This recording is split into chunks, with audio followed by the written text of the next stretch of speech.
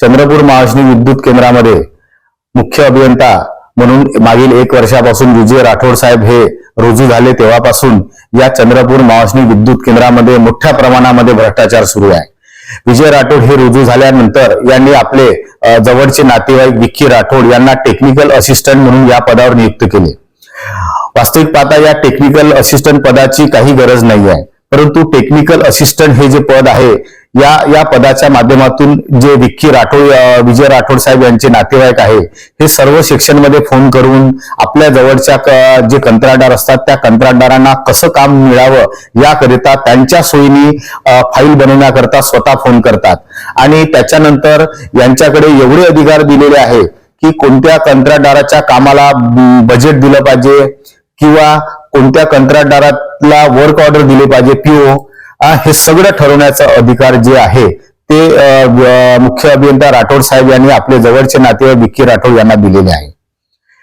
विक्की राठोड हे सगळे काम आपल्या मर्जीतील कंत्राटदाराला मिळावे म्हणून आणि त्या कामाच्या मोबदल्यामध्ये विक्की राठोड हे प्रत्येक कंत्राटदाराकडून 10% घेतात आणि त्यांना त्यांच्या सोयीने कामे देतात।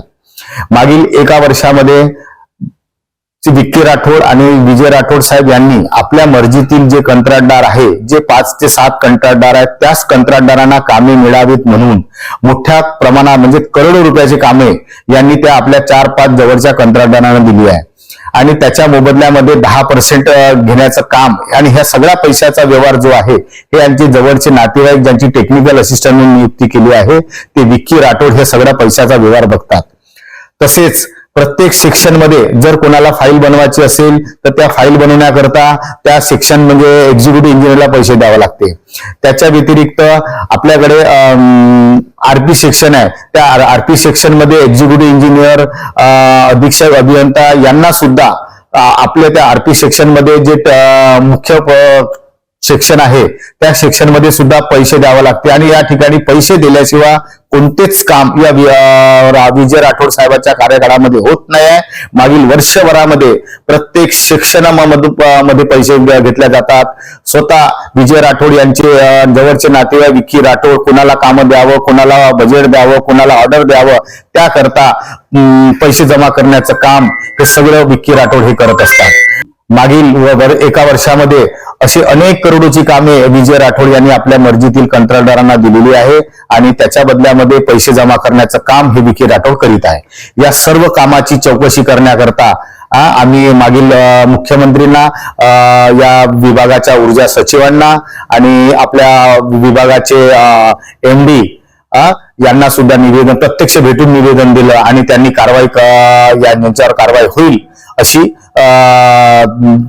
त्यांनी आम्हाला आश्वासन दिलं। परंतु आज मागील 1 महिन्याचा कार्यकाळ होऊन सुद्धा अजून सुद्धा कोणतीच कारवाई यांच्यावर झालेली नाही।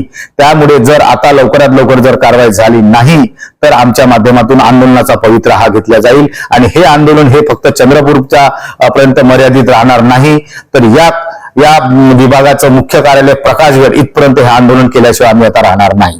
तसेच विजय राठोड साहेब यांनी इथे आल्यापासून जवळजवळ 100 करोडच्या वर डीपीआरची कामे काढलेली आहे। वास्तविक पाहता एवढ्या मोठ्या प्रमाणामध्ये डीपीआरच्या कामाची काही गरज नाही आहे। ही डीपीआरची जी कामे आहेत ती आपल्या जवळच्या मर्जीतील कंत्राटदारांना मिळावीत म्हणून त्याच्या सोयीने विजय राठोड साहेब हे डीपीआरच्या फाईली बनवून राहिले आहेत। त्या फाईलीमध्ये जर आपला कंत्राटदार त्या QR मध्ये बसत नसेल तरी सुद्धा त्याच्या सोयीने तो QR कसा बनवायचा हे सुद्धा विजय राठोड साहेब ठरवतात आणि त्याच्या सोयीने QR बनवून डीपीआरची मोठी कामे या चंद्रपूर महाअश्विनी विद्युत केंद्रामध्ये काढण्यात आलेली आहे आणि अनेक कामं आता काढण्याच्या मार्गावर आहेत आणि त्या कामाची काही वास्तविकता गरज नसताना सुद्धा या कामाचे मोबदला म्हणजे भ्रष्टाचार करून म्हणजे त्या कामाचे पैसे घेऊन विजय राठोड साहेब हे सगळे कामं आपल्या मर्जीतील कंत्राटदारांना देत आहेत। या सुद्धा कामाची वरिष्ठ पातळीवर चौकशी व्हावी अशी आमची मागणी आहे।